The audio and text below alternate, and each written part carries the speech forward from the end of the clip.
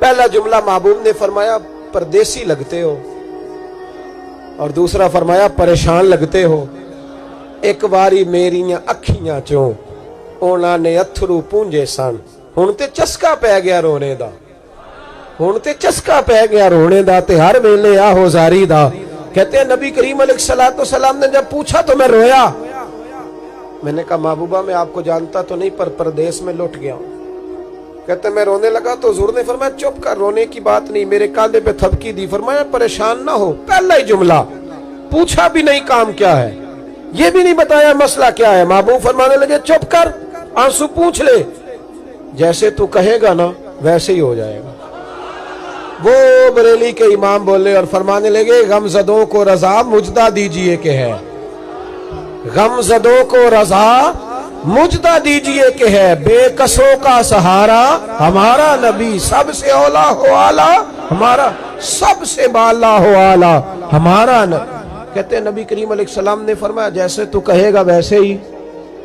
کہتے ہیں پھر حضور نا میرا بازو پکڑا اور گھر لائے، تعلق نہیں پوچھا، رشتہ نہیں پوچھا، کام نہیں پوچھا۔ پھر حضور نے مجھے چٹائی پہ بٹھایا، میں کئی دنوں کا بھوکا تھا، دلوں کے حال جاننے والے رسول نے مجھے سرکہ دیا، کھانا دیا، شہد دیا، دودھ پلایا۔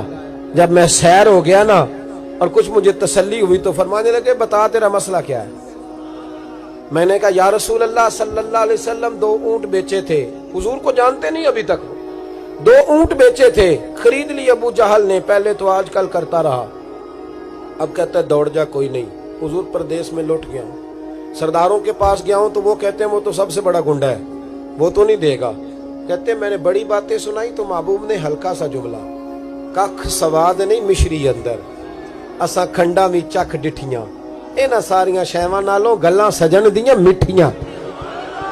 جنہوں نے کرنا کچھ نہیں نہ ہوتا ان کے دعوے لمبے چوڑے ہوتے ہیں، اور جنہوں نے کچھ کرنا ہوتا ہے نا وہ تو مختصر بات کرتے ہیں۔ حضور فرمانے لگے کوئی پریشانی والی بات نہیں، دینے کیوں نہیں پیسے، دے گا کہ بس ہلکی سی بات۔ حضور فرمانے لگے چل میں تیرے ساتھ چلتا ہوں۔ یہ کونسلر صاحب کبھی رکا بھی لکھ دیں تو ان کی مہربانی، اور ٹیلی فون کر دیں تو پھر تو وہ کہتے ہیں 3 سال کا احسان تیرے اوپر چڑھ گیا ہے کہ میں نے پورا ہی فون کر دیا تیرے نام کا۔ حالانکہ جب ووٹ لینے آئے تھے تو کہتے تھے میں قوم کا خادم ہوں، اور پھر یہ قوم کا غریب آدمی دروازے پہ جا کے بیٹھتا ہے تو پتہ چلتا ہے چودھری صاحب ٹوتھ پیسٹ کر رہے ہیں، پھر پتہ چلتا ہے بریڈ ٹھنڈا ہو گیا تھا تو گرم ہونے گیا، پھر پتہ چلتا ہے کہ گاڑی باہر آ کے پوچھتے ہیں گڈی کرائی ہے۔ شرم کرو، شرم کرو، وارث شاہ مان کری نہ وارثہ نہ، رب بے وارثہ کر کے مار دیں۔ اگر اللہ نے تمہیں اعزاز دیا تو غریبوں کو رول کے مارو گے؟ شرم نہیں آتی؟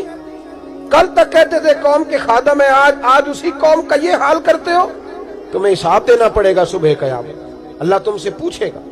حضور نے فرمایا جس کے ذمے اللہ نے کچھ لوگوں کی ڈیوٹی لگائی، رعایا بنایا، اسے اپنی رعایا کے بارے میں جواب دینا پڑے۔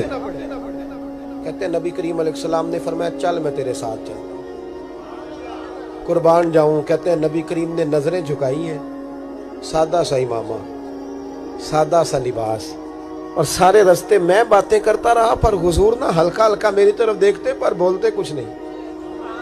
کہتے میں رستے میں سوچنے لگا کہ وہ تو بڑا گنڈا ہے اور محبوب تو بولتے بھی دھیما دھیما ہے، اس کے ساتھ بات کیسے کریں گے؟ میں 100 باتیں کرتا ہوں، یہ ایک جواب دیتے ہیں۔